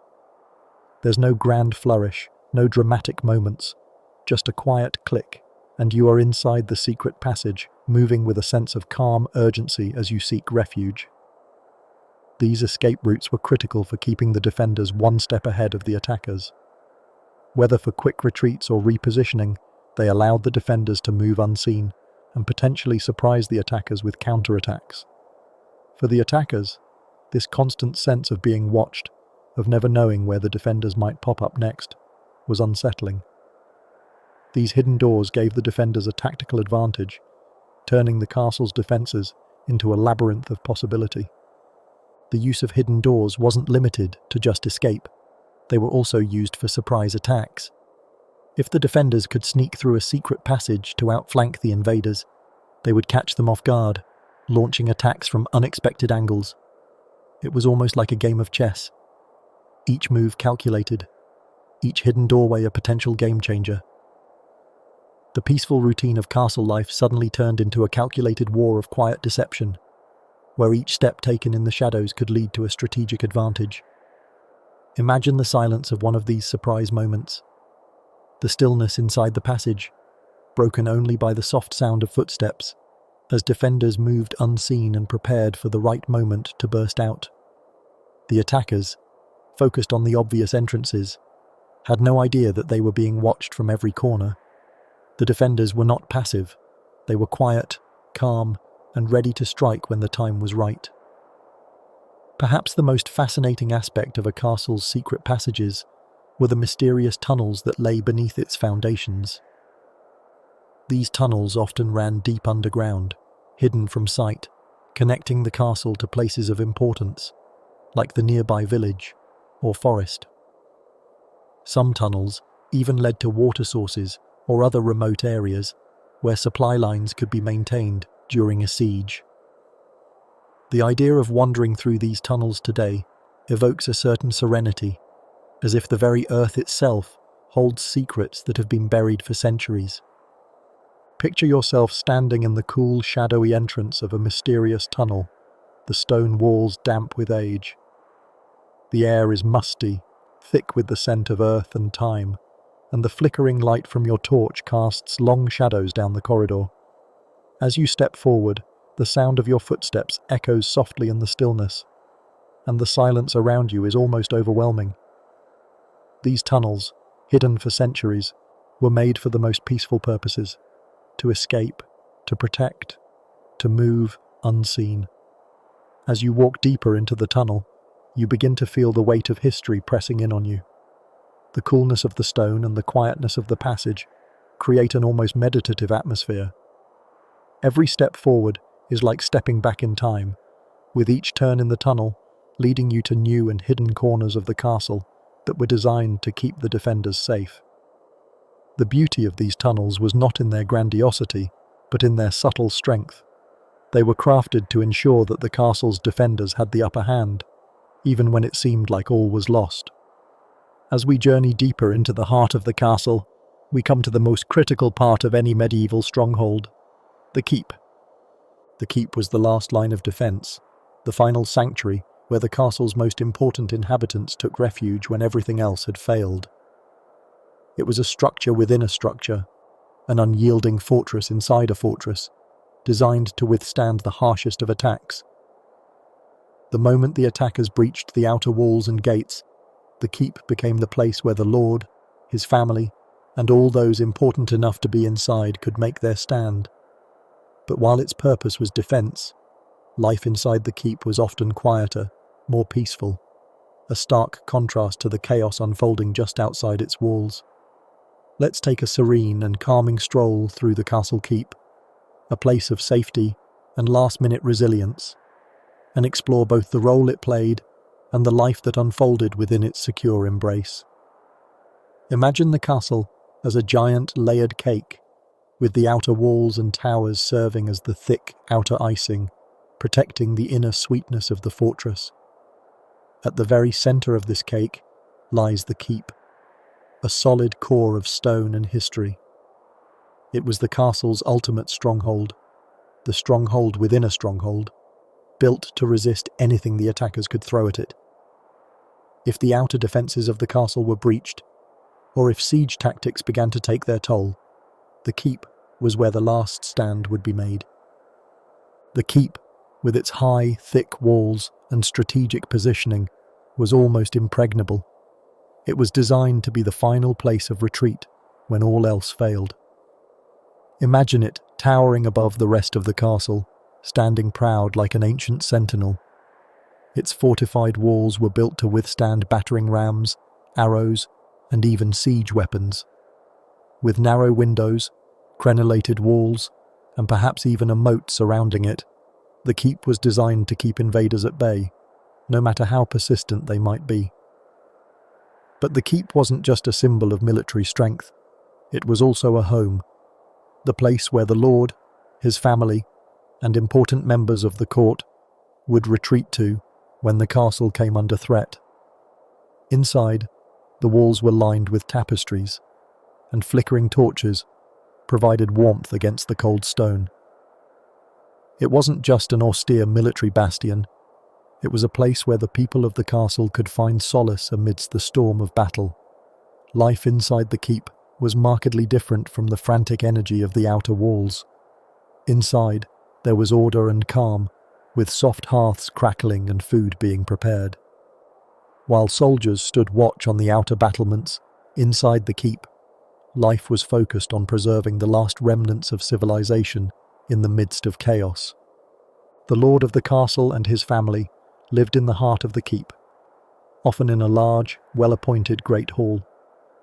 Picture yourself stepping into the hall, a vast open space with a high wooden ceiling, beams stretching overhead like the ribs of a great ship. The flickering light of torches dances across the stone walls, and the smell of roasting meat and fresh bread fills the air. The lord would sit at the head of a long wooden table, surrounded by his family and trusted advisors. This was a space for eating, meeting, and even sleeping at times of siege. The lord's quarters, tucked away on a higher floor, were a little more private. They were often more comfortable than the rest of the castle, though by modern standards, they were still relatively humble. The lord's bed would be the focal point, a four-poster with a thick woolen coverlet to keep the cold at bay. A large stone fireplace crackled nearby, and tapestries adorned the walls, depicting scenes of battle, nature, and family history. Despite the harshness of the times, this was as close to comfort as a medieval noble would get. In addition to the lord's family, the keep also housed important people, knights, loyal retainers, and high-ranking officials who had been granted sanctuary. It was a calm refuge, where the important matters of the castle's survival could be discussed behind thick stone walls, away from the ears of the enemy. While soldiers stood ready for action on the castle's walls, inside, the day-to-day activities of survival took on a more serene rhythm. The kitchen inside the keep would often be the busiest place, as the cooks worked to prepare enough food to sustain the defenders during a prolonged siege. Imagine the aroma of freshly baked bread, simmering stews, and roasting meats wafting through the air. The kitchen was a flurry of activity, where life inside the keep, despite the danger outside, continued with a sense of calm and purpose. Though the keep was built for security, it was also a home.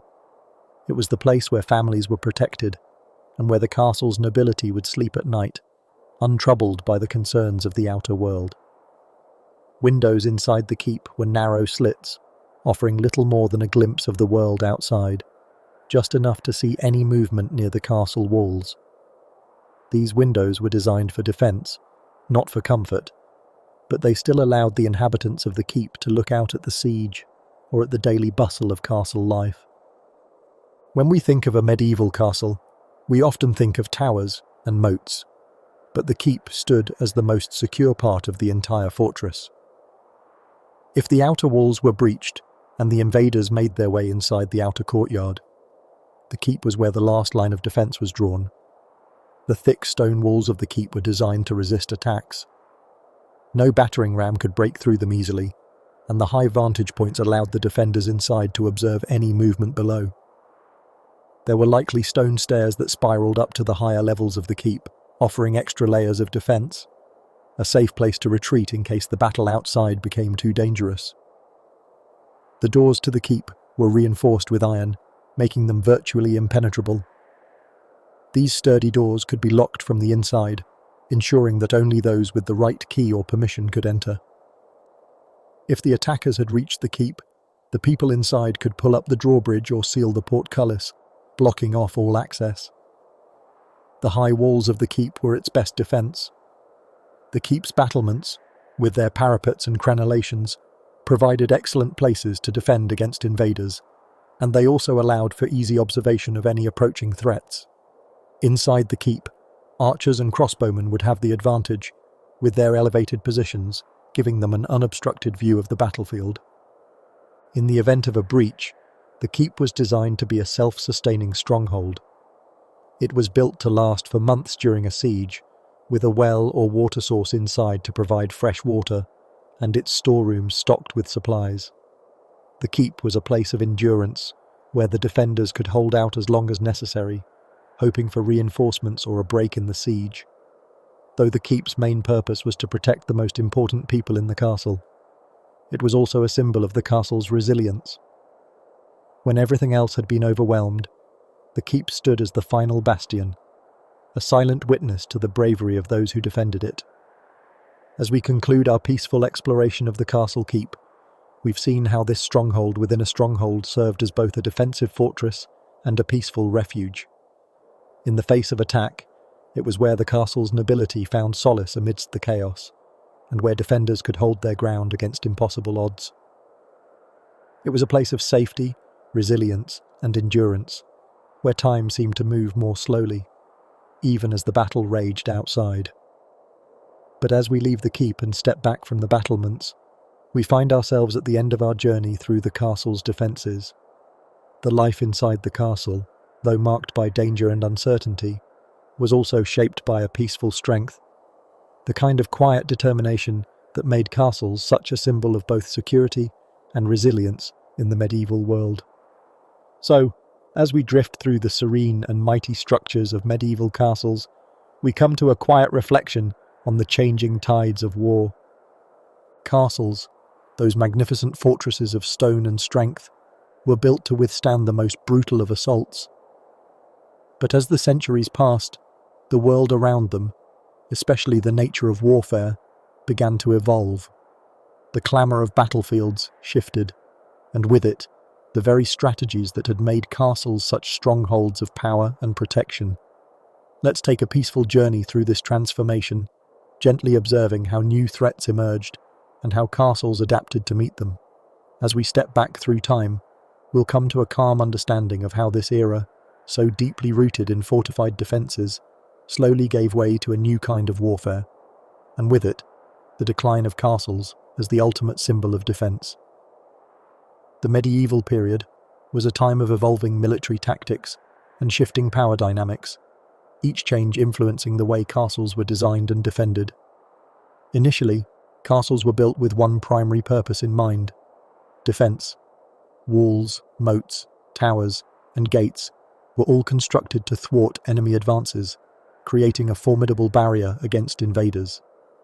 But as the centuries passed, the nature of warfare itself began to change.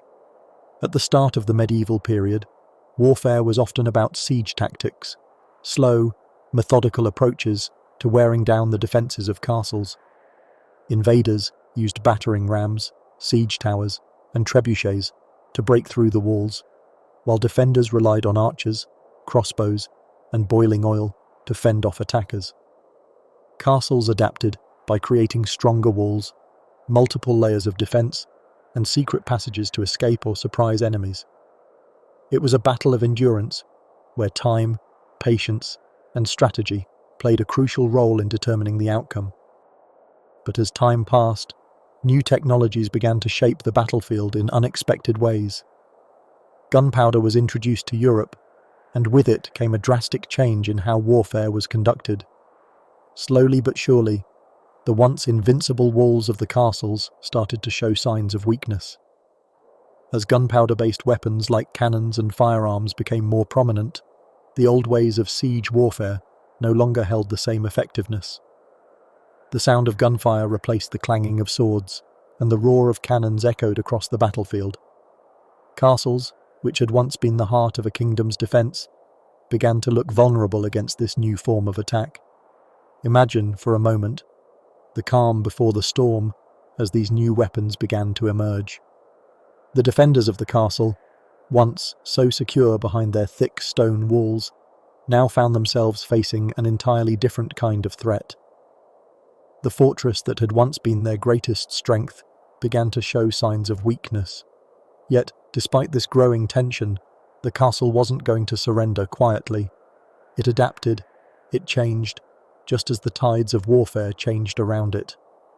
One of the most significant threats to the castle's defence came from an unlikely source: gunpowder. While initially used in small ways, gunpowder slowly became the key to transforming the face of war. By the late medieval period, cannons, large, gunpowder-powered weapons, began to make their presence felt on the battlefield. These cannons could fire heavy projectiles capable of shattering walls and causing irreparable damage to the castle's once impregnable fortifications. The introduction of these massive weapons heralded a new era in castle defence. Castles, which had once been protected by thick stone walls, were now vulnerable to the power of cannon fire. As cannons became more powerful and accurate, the importance of the castle's walls began to diminish. What had once been a formidable defence against arrows, siege weapons, and battering rams was now easily compromised by the sheer firepower of these new weapons. Yet, the castle didn't just give up. Castle designers and defenders started to adapt.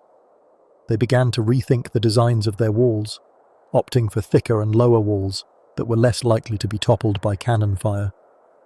Some castles even started incorporating earthworks or bastions, mounds of earth or angled walls designed to deflect cannonballs away from the stone structures. Despite these efforts, the castle's days as the ultimate symbol of military power were numbered. Gunpowder had begun to tilt the balance of power away from the fortress and toward a new era of firepower and firearms. As gunpowder and cannons grew in prominence, the role of the castle as a defensive structure started to fade. Castles, once the epitome of military strength and fortified protection, began to lose their luster as the ultimate defense.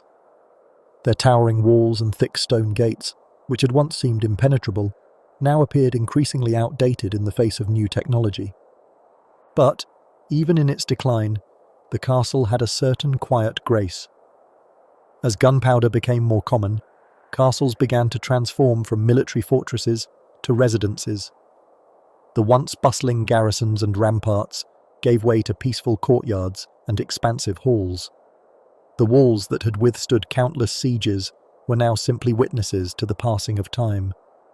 The world around them was changing, and so were the castles.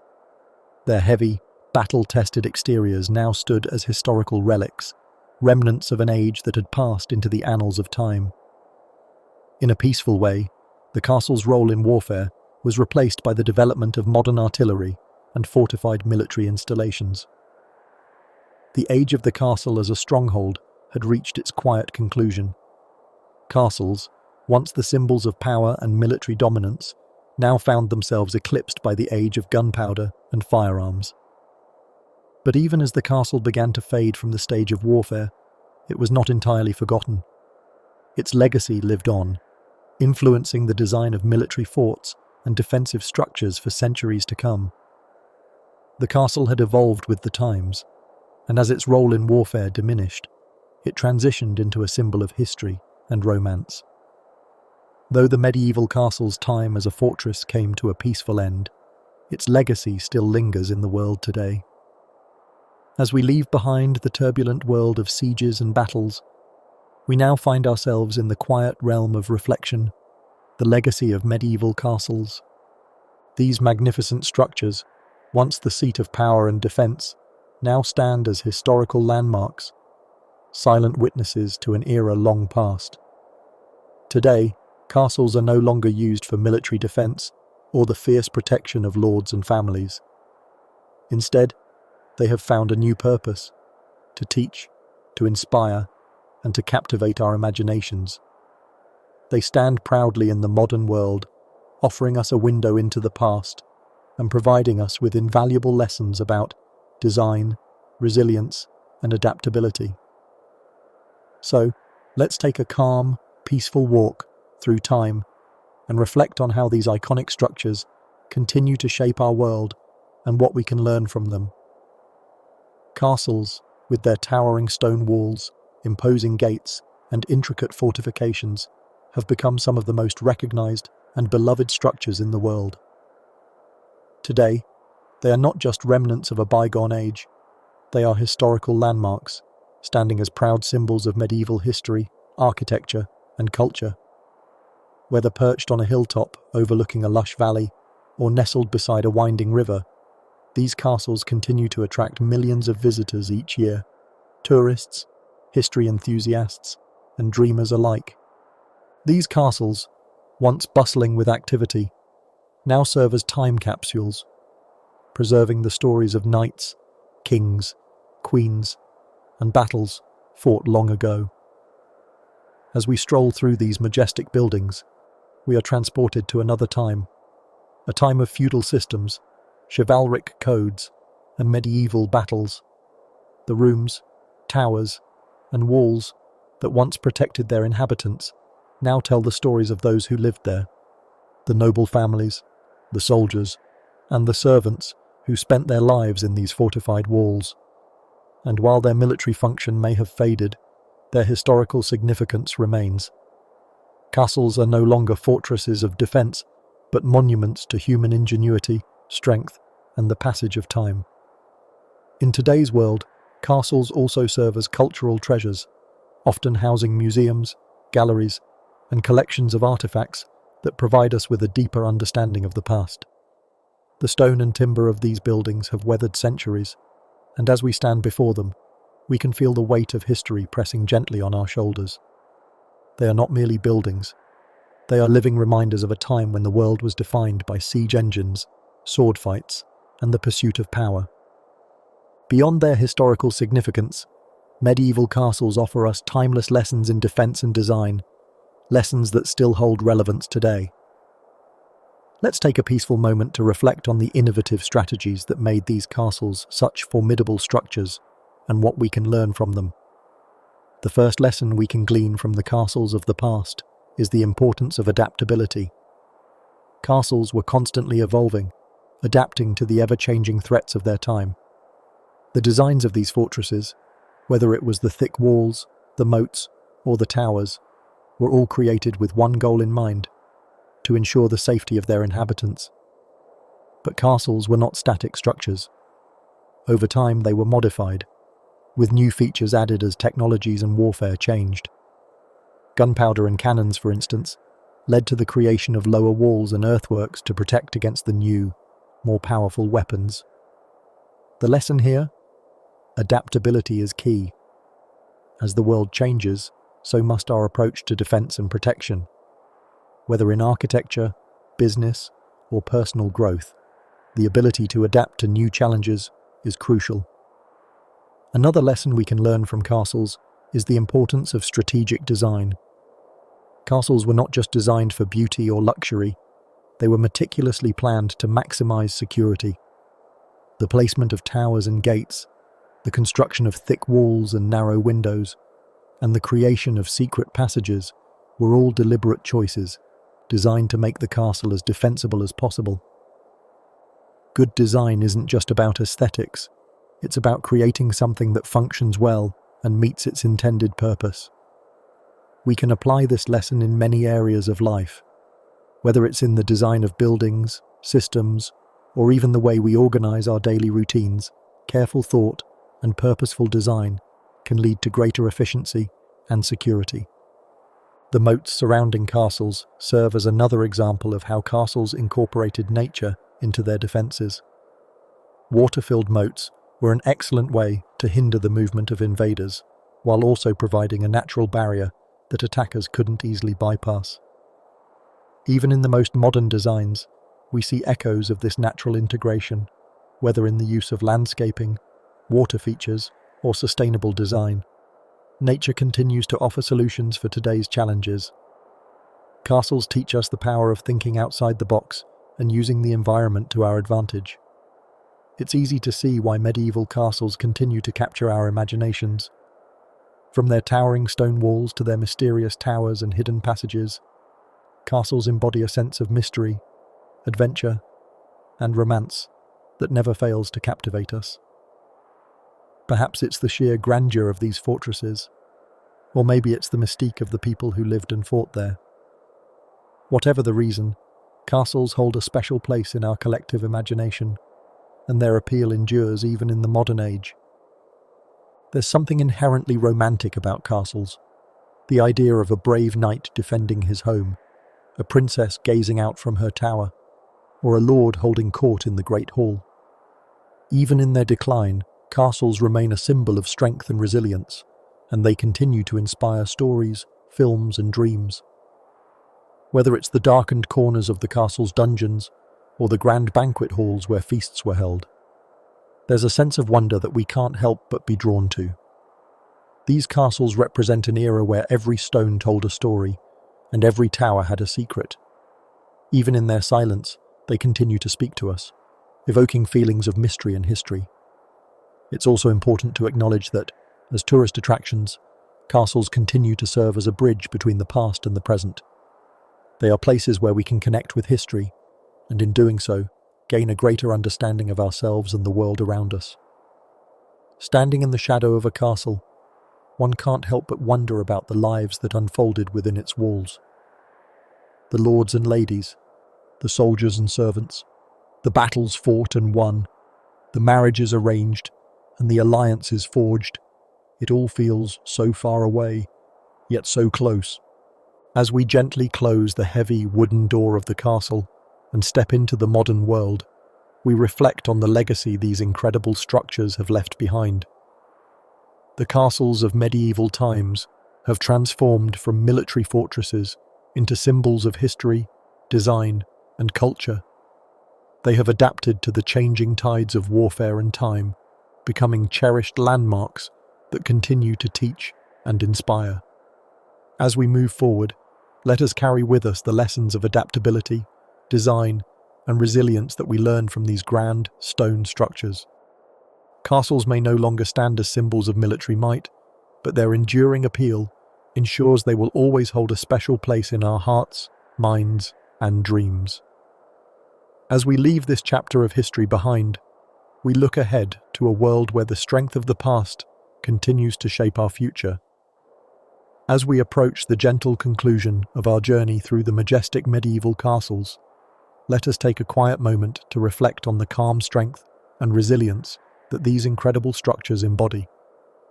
Built to withstand the fiercest of assaults, castles were designed to endure, their stone walls standing tall through the ages, weathering time and conflict with grace. But now, as we leave the days of sieges and battles behind, castles have evolved into symbols of something much more peaceful, history and enduring strength. While their walls once echoed with the clash of swords and the calls of battle, today they resonate with a quieter sound, a sound of reflection, admiration, and even peace. They stand as monumental reminders of a past that shaped the world we know today, their towers and gateways inviting us to pause and look back. They were not just built for defense, but for legacy, leaving behind stories that continue to captivate our hearts and minds. Castles have become peaceful, enduring symbols of human ingenuity and the unbreakable spirit of those who built them. Though they were once built for war, today they stand as witnesses to a much gentler time, a time for us to appreciate history, design, and the quiet beauty that still lingers in their walls. Now, as the day fades into night and the world around us softens, we invite you to relax, allowing your mind to gently wander through the peaceful beauty of these ancient strongholds. Picture yourself walking through the quiet halls of a castle, where the only sounds are the faint whispers of history and the soft rustling of the breeze through the old stone walls. Feel the stillness of the castle grounds, the serenity of its gardens, and the sense of peace that now inhabits these once formidable fortresses. There is no rush, no urgency, only the calm beauty of the past unfolding before you. As you drift further into this peaceful reflection, let your mind relax into the quiet strength of these structures, where every stone tells a story of endurance and resilience. The once bustling castles, filled with the sounds of soldiers and nobles, now offer us a peaceful moment to appreciate the beauty of their architecture and the stories they still hold. Let the stillness of the castle towers and the gentle sway of the drawbridges carry you into a peaceful sleep, where history and beauty blend into one soothing, silent landscape. And as the quiet night wraps around you like the thick stone walls of a castle, remember, castles may have been built to protect against the fiercest of enemies, but now they offer us a refuge of peace and solace, a place to rest and reflect. Let their timeless strength and grace guide you into a peaceful slumber, where dreams drift like the soft whispers of the past, carrying you into a world of calm and quiet beauty.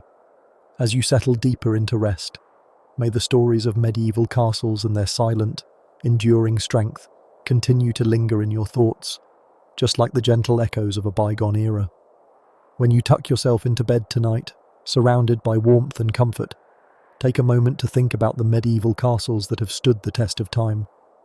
These grand fortresses, once designed to defend against fierce invaders, now stand as symbols of resilience, adaptability, and quiet strength. Their legacy continues to teach us valuable lessons about defense, design, and the importance of peaceful endurance. It wasn't always easy, but they held strong, and for that, we owe them a great deal. Hey, thanks for walking these ancient paths with me. If this tale stirred your spirit, share your favourite legend in the comments. To hear more forgotten stories of old, click on the left. And don't forget to subscribe, so our next journey finds you. Rest well, and may the echoes of the past guard your dreams.